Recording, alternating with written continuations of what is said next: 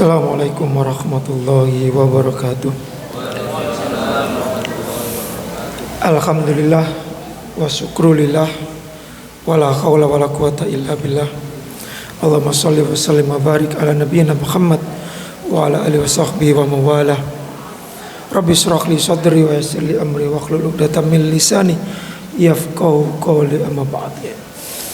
Jamaah salat Isya, salat tarawih, dan insyaallah di sini salat witir yang dimulakan oleh Allah. Ini tadi kalau kita mencoba untuk memaknai salat kita tadinya, imam telah memilihkan bacaan yang kalau saya pribadi ada keterkaitan dari surat Abasa, itu menceritakan bagaimana Nabi sebagai seorang manusia yang tidak akan pernah dikultuskan sebagai seorang nabi, sehingga ketika momennya tidak enak ada datang sahabat-sahabat beliau yang mengadu, normalnya manusia kadang mudi kadang tidak, sehingga Nabi ditegur oleh Allah jangan cemberut karena umatnya beliau berbagai macam. Nanti di bagian akhir likulli imri'im minhum yauma idzin sya'nu yughni, digambarkan oleh Allah nanti kelak di akhirat. Setiap dari diri kita akan disibukkan dengan urusannya masing-masing. Mana amalanku yang bisa aku bawa, mana yang tidak, mana yang diterima oleh Allah, mana yang tidak. Sedemikian. Kemudian di momen Ramadan ini dibacakan surat Al-Qadar, yang semua kita sekarang pada fase ini membingungkan. Yang puasanya 18 sekarang malam 26, yang puasanya 19 malam 25. Pundi sing bener nih. Inilah masalah istihad. Allah sudah memberikan kebebasan untuk kita mengambil istihad. Kalau betul insya Allah Allah bagi double, kalau salah Allah juga bagi pahala atas keseriusan untuk mencari titik temu. Tapi berhenti di surat Al-Qadar dulu, Jadi kan bisa bayangkan, andaikan di zamannya Nabi itu Islam sudah menyebar di ujung selatan, ujung utara, ujung timur, ujung barat. Jangan bisa bayangkan, tahu Nabi ada di Madinah, siapa yang tidak ingin ikut sholat, mengikuti zamannya, mengikuti apa yang dilakukan oleh Nabi Muhammad SAW. Tidak mungkin mau selisih sehari, selisih 2 hari. Bagi sekarang tarekat-tarekat mungkin ada selisih 4 hari, 3 hari dahulu. Tidak mungkin. Karena memang pada saat itu teknologi tidak berkembang sebagaimana pengembangan ilmu pengetahuan zaman sekarang. Maka mau yang istihad pakai KHGT pingin satu matlak global, ataupun yang tetap masih pingin nginceng, masalah istihad. Tapi kalau kita mencoba untuk mengharmonisasikan, semuanya ingin mendapatkan salamun ya hatta matlail fajr, ketenangan, keselamatan, mengetahui apa yang terjadi di sebalik dunia fisik. Salamun. Nanti kuncinya ada di surat Al-Kautsar. Bapak-bapak, ibu-ibu yang dimulakan oleh Allah Subhanahu wa taala, Kenapa intinya ada di surat Al-Kautsar? Itu menjadi prasyarat kalau kita ingin mendapatkan salamun ya hatta matla'il fajr. Imam Al-Ghazali menyitir satu hadis, meskipun itu diperdebatkan tapi maknanya sangat dalam. Laula annasyayatina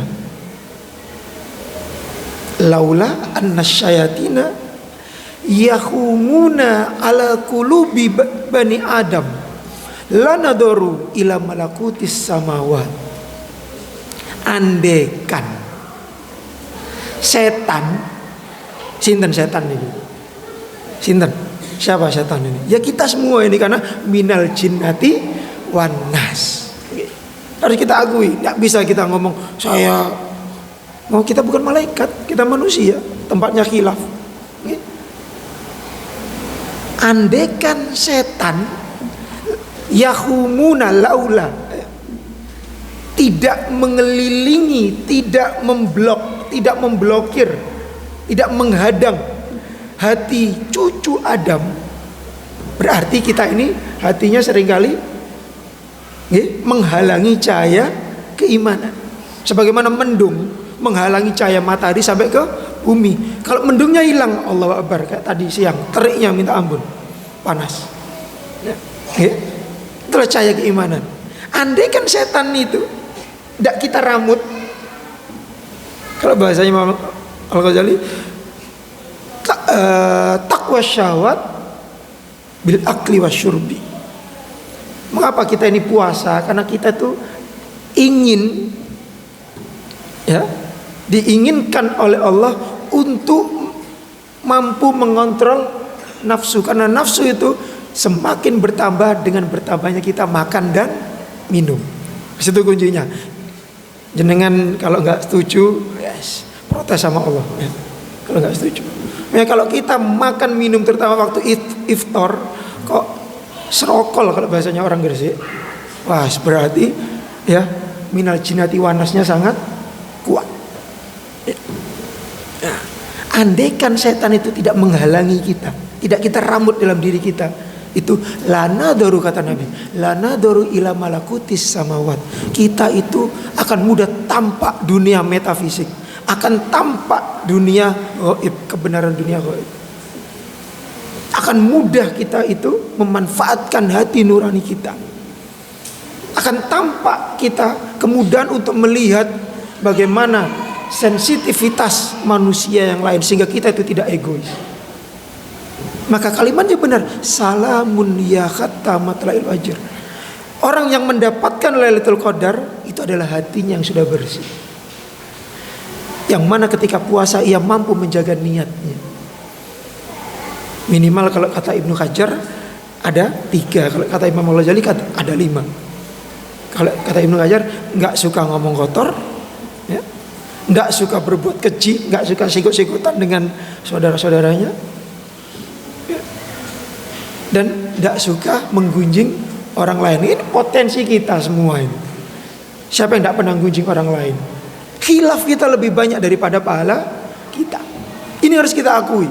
Nah, kalau kita nggak mau ngakui, gimana salamun ya kata itu sampai ke dalam diri kita? Karena kita masih ngeramut, memelihara kedengkian, kebencian.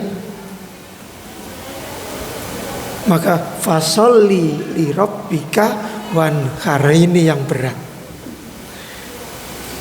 Karena ancamannya fawailul lil musallin. Kita diminta dalam surat Al-Kautsar, maka hubungilah Tuhanmu, sholat, melalui sholat, dan korbankan segala hal yang memberatkan hati kita untuk mendekat kepada Allah.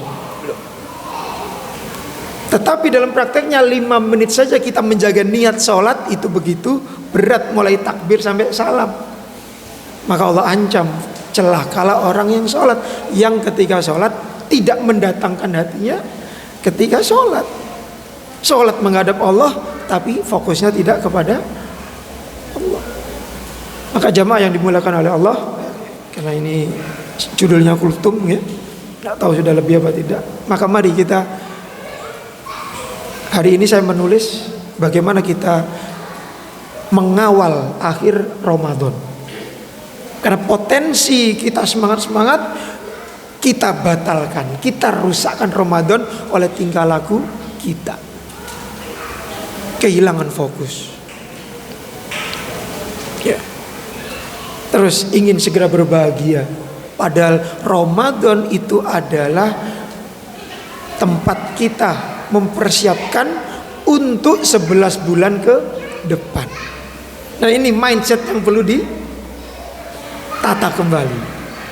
Ramadan bukan puncaknya, tapi ini adalah madrasah latihan agar 11 bulan itu kita nggak menyakiti diri kita, nggak menyakiti orang lain, nggak menyakiti siapapun, tapi benar-benar kita mampu menjadikan semua amalan kita itu layak dinilai ibadah oleh Allah Subhanahu wa taala. Sehingga apa?